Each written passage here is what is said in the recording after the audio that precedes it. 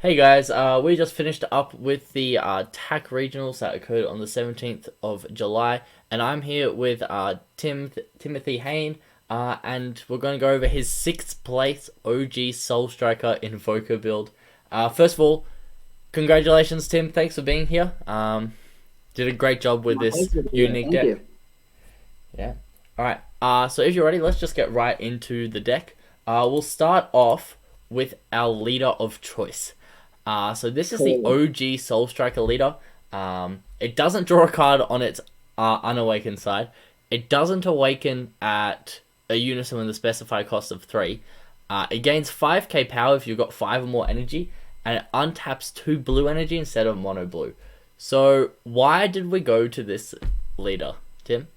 Okay, so the reason I wanted to is I've been playing Invoker since it came out, but I've never actually liked the primary Invoker leader, the Surge leader, just because it doesn't really untap energy all that much. So if your 3-drop doesn't really work, you kind of just, I have to do it next turn. So I was looking for a leader that could instead untap energy and make more use of making the turn 5 an absolute kill turn. So originally I looked at the U7 Vegeta, and then my brother mentioned maybe I should try this leader. Now, the reason this leader works is because it can untap multis. Now, it is annoying that it doesn't draw an energy. Doesn't draw energy. It doesn't draw a card on its unawakened side against some decks that absolutely kills me, like the Surge Cell deck, which completely kept me at 0 cards until the end of the game. Yep. However, the whole point of the deck is because it's for best of 1. It can do best of 8, but in best of 1, I simply take every single damage until I get to 4. Unless it's a crit. Yep, makes sense. Now, what that means is I awaken as fast as possible, instantly turn on my deck, and it suddenly becomes so much better. Yep. Yeah, so that's the whole idea. But the only reason it's the original other than the reboot is you can untap multi. That's fair enough. Untapping multi is pretty good in a Invoker leader. Yes. Very happy you shouted out your brother. Otherwise, he would have been mad at me for if you didn't shout him out. We'll go on to the Invoker engine. So we've got 4 Rival Seekers, 4 Inspired Technique, and 3 Energy Explosion Gokus. Yeah. What's your reasoning for the numbers here? Okay, so the only win con of this deck is this engine. If it doesn't work, I can't win. Yep. So the way this works is the deck is hyper catastrophic blow, which unfortunately isn't going to work in the near future, but for now we're making it work. Yep. So you need to have the Vegeta on board. Now, the thing is the lower your opponent's life is, the less of these cards you actually need. If they're on 1 or 2, you don't even need the Vegeta. You just need to get the 6-drop on board. Makes sense. If you're on higher than that, the Vegeta helps. But like I had a game where my opponent was on 4 life. I tapped 3 for the 3-drop, played the 6-drop, catastrophic blow, played 3 for another 3-drop, added the catastrophic blow to my hand, and played another 6-drop and catastrophic blow. Nice. Simply because I only had 1 cat blow, which is very odd. Yep. So the reason this works is because the untapping 2 and untapping multi, and you add beating as well, is on turn 5, I tap 3 for the Goku. If it gets counterplayed, which at the moment, most counterplays are the Unison counterplays. Yep. And Indeed. say they counterplay it or return it to my hand, I then just swing with lead, untap 2, and just play it again. Yeah, and then if they makes a lot of counterplay that, I can just beam back up. So I can effectively play 3 Rival Seekers in 1 turn on turn 5. Makes Which a most lot of decks sense. just can't beat. That is, yeah. Being able to play 3 Rival Seekers is a little bit ridiculous. It's absolutely insane. Yeah. The whole idea is they counterplay the first, oh shame, they counterplay the second with one of their Unison counterplays, and then Yep. the third one works. Yep. Most of the time. That's fair enough. Were you often comboing with the Rival Seeker to get its combo effect as a essentially It free is 10k? the worst case scenario. Yep.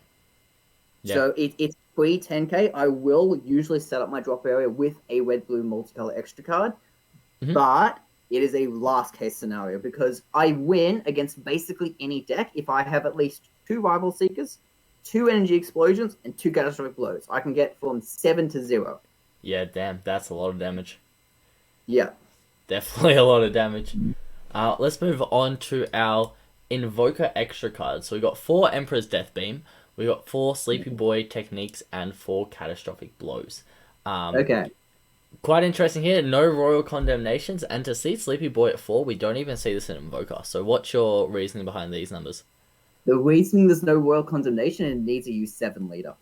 Ah, I did not know that. The deck if it did. The other cards that you need to use 7 leader is Tournament of Power Arena, is the Apex of Power, and we're all in this together. Yeah. So I don't have a straight board clear. I don't have a counterplay. I don't have a victory strike. Yeah. And I don't have Tournament of Power Arena, meaning I'm going to need to charge my energy manually, and they're not all going to be inactive.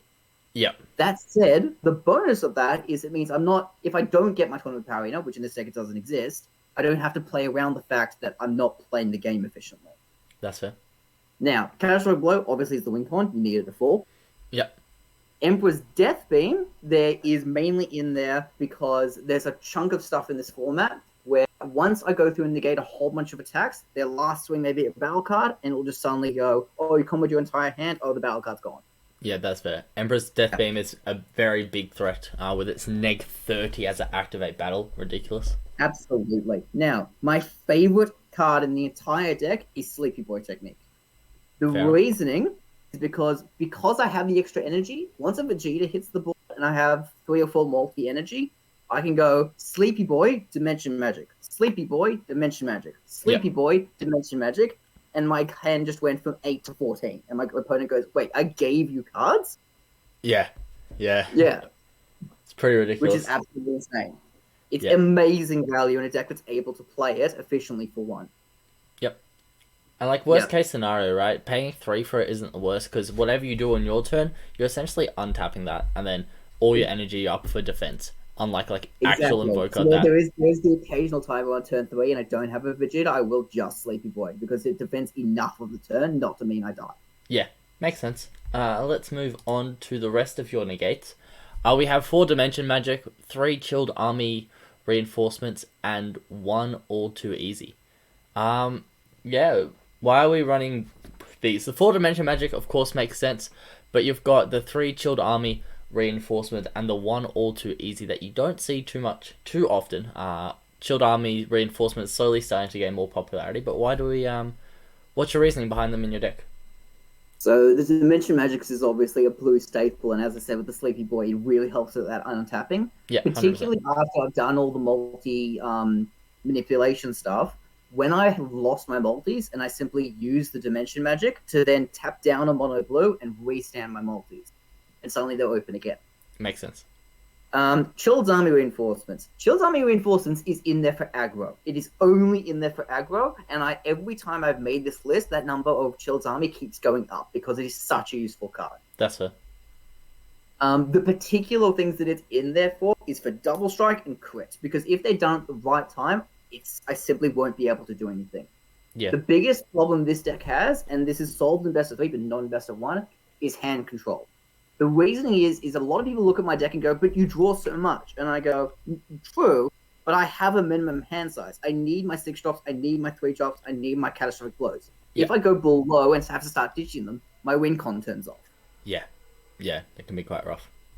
All Too Easy was put in this one at the last second because I was thinking, hey, Invoker's about to essentially be out of the game. People may want to try playing it. So they may have the victory strike. It's also in there, as you said, it's not that often seen, but it's in there with a double negate. That's which fair. Can be useful. That said, in this particular event, I never used it. Yeah, fair enough. Did you ever use the Chilled Army's Reinforcement to essentially push your life down to 4? Like if they were swinging at your leader with like a 5k or something like that. Did you ever do it to push your life down to 4 so you could awaken and start drawing cards? Yes, I did. Absolutely. Yeah. Defensively, instead of them pushing me down to 3, absolutely, instead of pushing me down to 4. And occasionally, I would intentionally push myself down to 4. Yeah, makes a lot of sense. Being able to just awaken on your deck is really important because you don't get much on your unawaken. Moving on, we have your very small Unison package. So in blue decks, we're quite used to seeing a heavy Unison package with like your babies or your boos, and then your 4 God Ceilings, your like 2 or 3 heroic prospects. Why have we decided for 3 Radits, and like why Radits, I guess, as well, and only why 1 God Ceiling and 1 heroic prospect? Okay, I'm going to start by saying I've had a lot of versions of this deck. I've run many Unisons. I've run Raditz, I've run Baby, I've run the 2 specified cost Gogeta. Yeah. Now, they all do their own things. Some are better with counterplays, like the Baby. Some are better with the protection of my life, like the Gogeta. The Raditz is a bit of both. The main thing this deck needs is it needs to not only survive, it needs to draw as many cards as possible to make sure I see my win con. Mm-hmm. So, being able to tap 3 and have a card that just draws a card and can effectively get me out of 3 attacks is really useful. Okay. Because it swings, gets rid of something with less than 19k, Yep. then restands it in the turn and can block twice. Yeah, really nice. Yeah, which is really important. And it draws a card to replace itself. Yep. So in this particular package, now most of the versions of the deck I've ever played have run no counterplay whatsoever. Gosh, that's However, risky. It is. However, I was thinking with this format that with particular decks, at least 1 or 2 God Sealing would probably be important. I would love to have it at higher than 1, but the deck list is really tight to make sure I actually fit everything in. That's fair. And I suppose just like even if you charge a God Sealing or like discard one, just the threat of having God Sealing is kind of what's important. If people don't know Yes. you're playing one, the threat of it's always there. And that's exactly what won me my final game against Baby. He was trying. I used my God Sealing against his 5-drop Baby Yep. when I originally went for my kill turn. So he went back to his hand. Mhm. And then on the following turn, he was trying to play around God Sealing, not knowing that I didn't even have another one. And that means he decided not to Fu Shrouded, which would mean I would have instantly lost. Yeah, gosh. Fair enough. Yes, as you said, it really does help. Yeah, and then the one Heroic Prospect, I'm assuming that like Heroic Prospect is a card that we're seeing, I guess, less and less now because Blue's playing Unisons later on in the game, and as Vegeta's your turn 3 play, Raditz is probably not is a turn 4 play if that. So it's was that why we only had one Heroic Prospect, or what was your reasoning behind that? So in the past, particularly with the Gogeta Unison version, I was running Heroic Prospect at more. Yep. It's mainly in there for the really tall aggro decks. However, in this event, I never even used it. It's in there just in case, in the rare opportunity that I just need another negate. I need to protect my Unison without having to use a block. That's fair enough. And occasionally, say I'm versing Dark Broly, will actually save me a turn. Yeah, that's fair. Yeah. Heroic Prospect against Dark Broly is a pain. As someone who's played a fair bit of Dark Absolutely. Broly, don't like the card.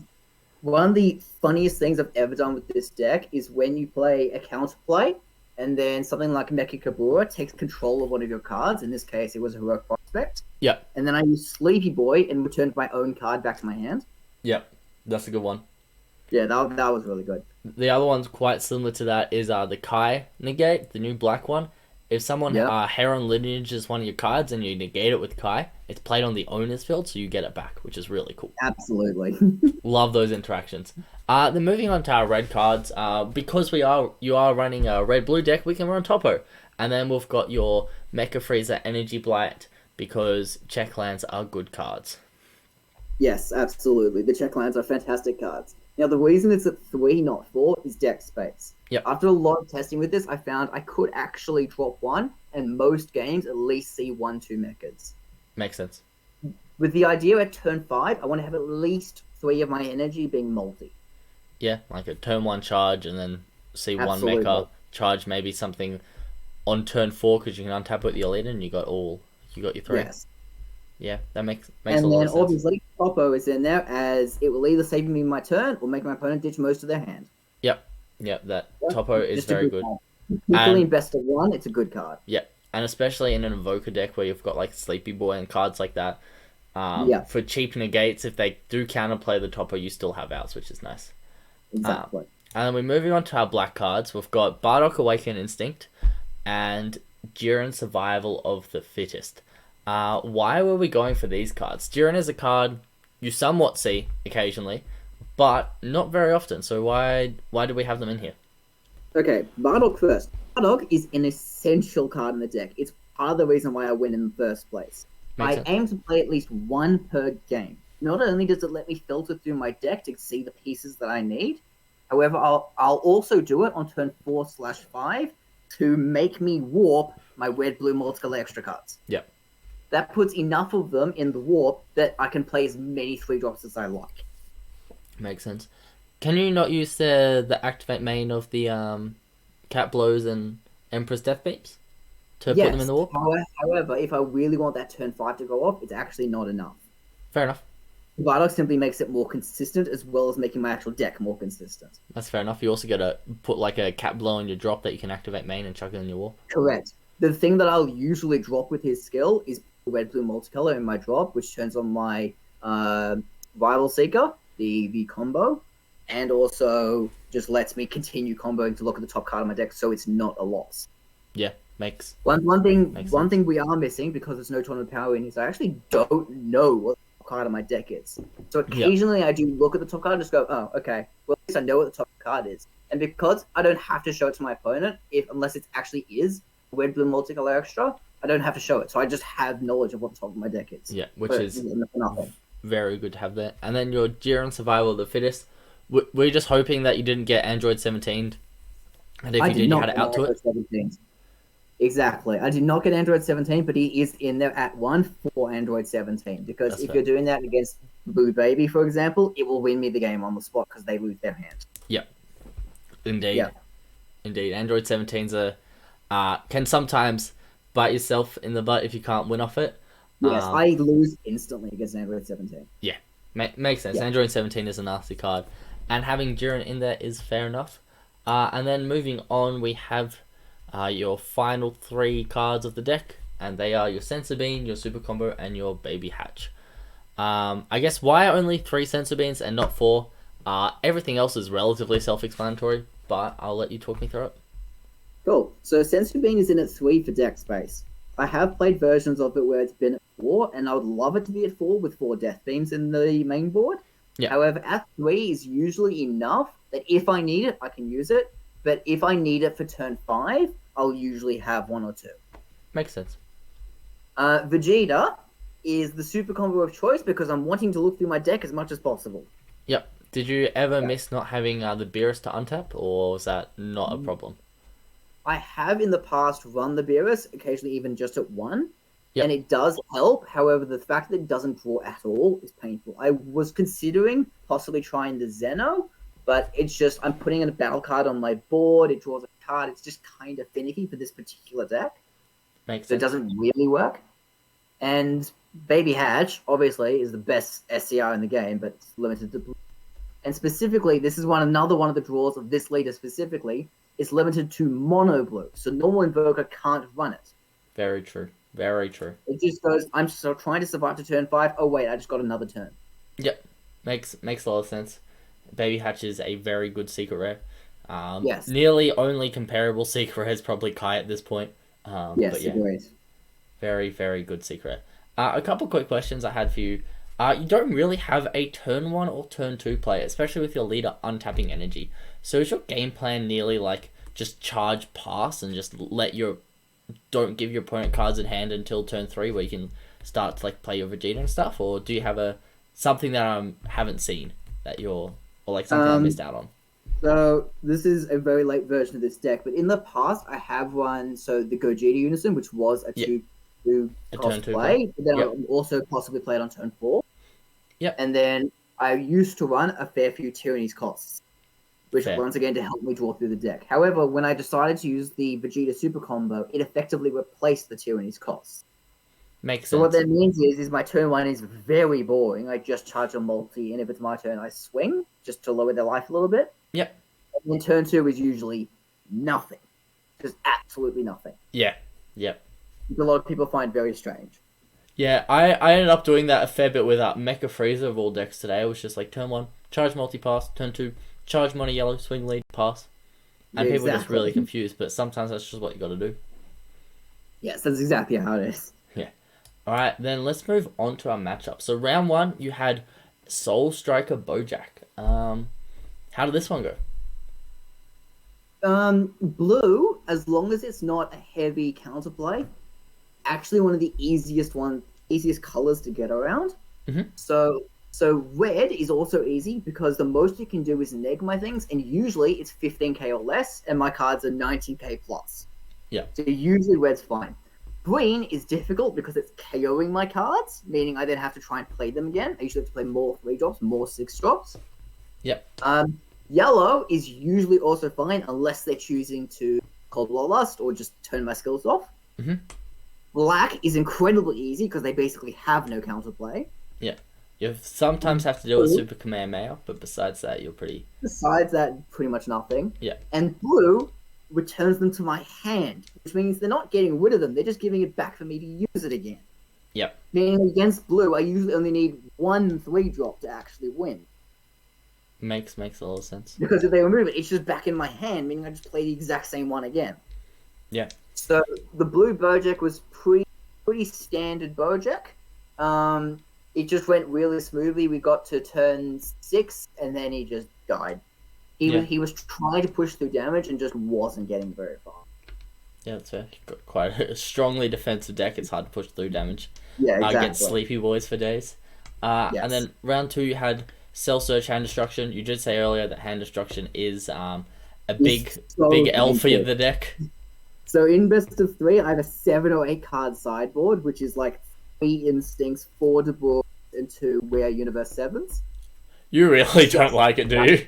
That big. Because, as I said, I need my hand size to stay at minimum 5. Yeah. No, that makes sense. Yeah. So when I was playing this one, he got me on turn 2 to 0, and then left me at 0 for the rest of the game. Until turn 5, when I awakened, just before the next turn he was going to kill me. And on my awaken, on my draw, I happened to pick up a 6-drop and a 3-drop. Oof. And because of his making me drop cards, I happen to have 2 Caplos in my draw. So if I managed to get the chain off, I actually would win. Yeah. But obviously, I played the 3-drop knowing it's not going to work, and he just charismatic villains me, and I just go, oh, that's sad. Yeah, that unfortunately can happen. Exactly. Yeah. Then round 3, you had your blue-yellow Aegis Gotenks, if I'm not mistaken. How did that one go? It's interesting deck. Gotenks I've played against, it is an interesting deck. Now the thing is you think he gets a lot of advantage off of his draws. Yeah. Because I'm playing extra cards. Now the thing is he does. The problem is he doesn't have a lot to actually do with it. Yeah, indeed. He was playing a pretty, it wasn't actually running any Gotenks packages, it was just running good yellow and good yellow. Yeah. So it's essentially like dealing with blue and yellow at the same time. Fair enough. Yeah. Just I'm assuming he was running the 2-drop Goku Blacks and Sensu Beans. Exactly. In fact, I was really thrown off guard because the 2-drop Goku Black he played was the Collector's Edition one. I was like, oh, fancy. Yeah. I got my playset of those ready to play some fun Aegis decks. Yeah, it's good fun. It's a good card. I like it. Yeah. Alright, then round 4, you had essentially your deck, but on a different leader. Reboot, Beerus Invoker. How'd that go? To see 2 non-Invoker decks playing Invoker.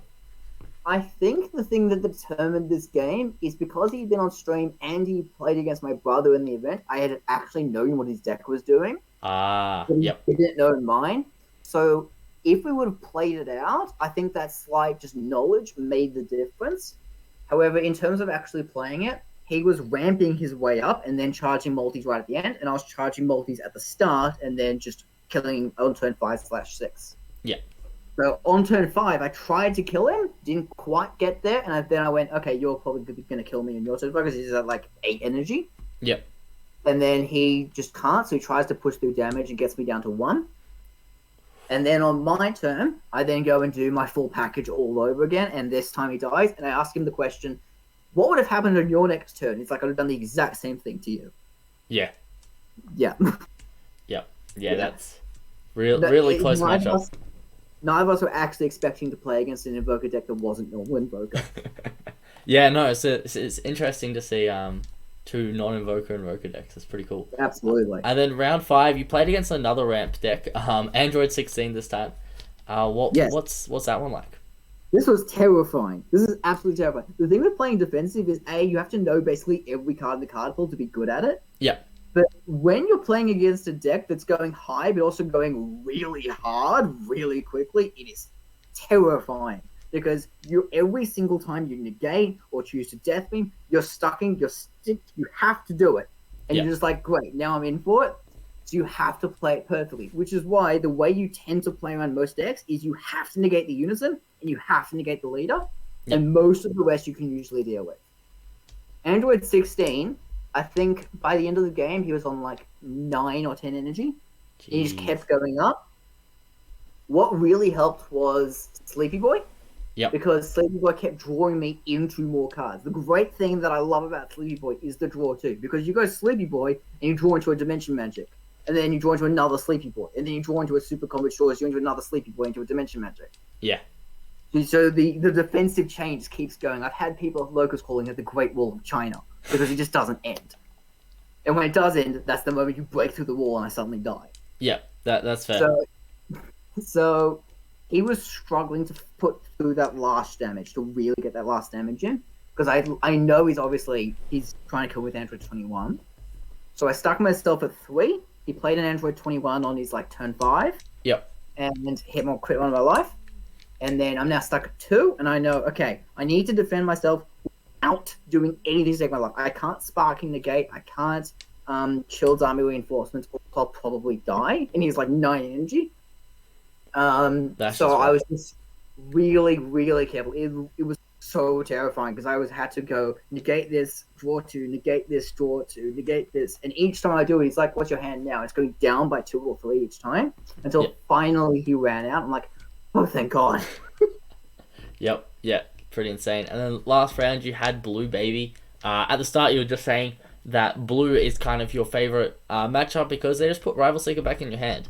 Is that how this Blue Baby matchup went? Okay, no. No. It's not no for the usual reason. No for the usual reason is Blue Baby is the most difficult matchup in the entire game. The reasoning is because they won't counterplay me once, they won't counterplay me twice, they'll counterplay me and kill the Vegeta and do something else and do something else and negate my attacks. Yeah. It's really difficult to actually play around. So what usually happens, and this has happened at a previous event, is I go 3-drop counterplayed bottom deck, 3-drop counterplayed return back to my hand, 3-drop return somewhere, swing with lead, negated, untap 2 is sent to being attempt to play 3-drop again, and it's gone. Yeah. Yeah, it's really painful. This one, he apparently wasn't playing Android 17, which I found a little odd to not even be playing it at a 1. Yep. This was really close, and near the end, he did actually. So the first time he played his 5-drop Baby in response to my 3-drop Goku, he was playing at 4-5 because he was running the Boo Unison, the new one.